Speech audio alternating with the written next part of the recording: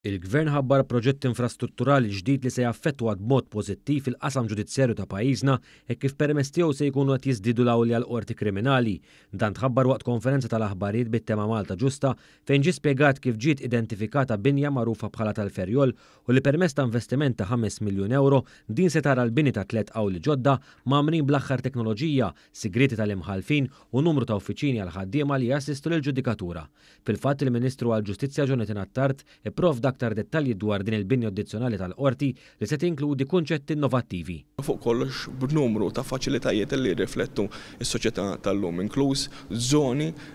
segregati għal vittmi u għall-imputati b'tali mod li nassiguraw li nirrispettaw ferm aktar lill-vittmi tal-kriminalità. Hemm ukoll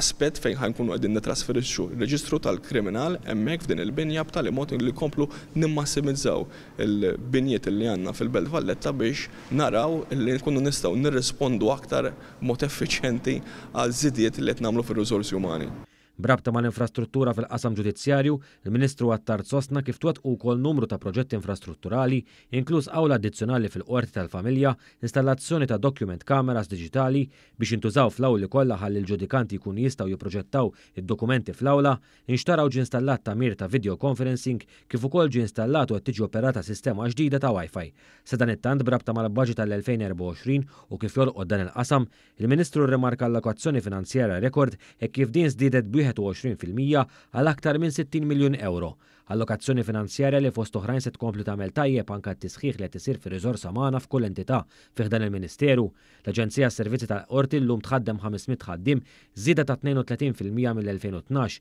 29 kort eterni u 47 assistent ġudizzjarju, jiġifieri total ta' 76 avukati ingaġġati biex jassistu l-ġudikatura. L-Aġenzija tal-Għajnuna Legali wkoll se tara żieda sostanzjali fejn se tkun qed tingaġġa fuq minn 50 avukat u 9 prokuraturi legali li jfisser 4 darbit aktar mill-2012. Dan huwa budget li se jippermettilna nkomplu bil-programm ta' ħidma tagħna kemm dak l-għandu x'jaqsam ma' tisħiħ tal-kundizzjonijiet u tar-riżorsi umani imma wkoll l-investiment fl-infrastruttura u fuq kollox daqstant ieħor importanti ir-riformi fil-liġijiet tagħna biex nassiguraw li dawn jkomplu jiġu modernizzati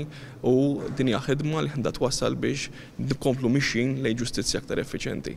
Indirizza wkoll il-konferenza segretarju permanenti Johan Galja fejn ta' analiżi dettaljata tal-allokazzjonijiet tal-budget tal-entitajiet fih dan il-Ministeru għall-Ġustizzja fejn spjega kif dawn kollha reġistraw żieda sostanzjali fl-allokazzjoni tal-budget tagħhom bilan li nkomplu bil-mixja tagħna lejn ġustizzja effiċjenti.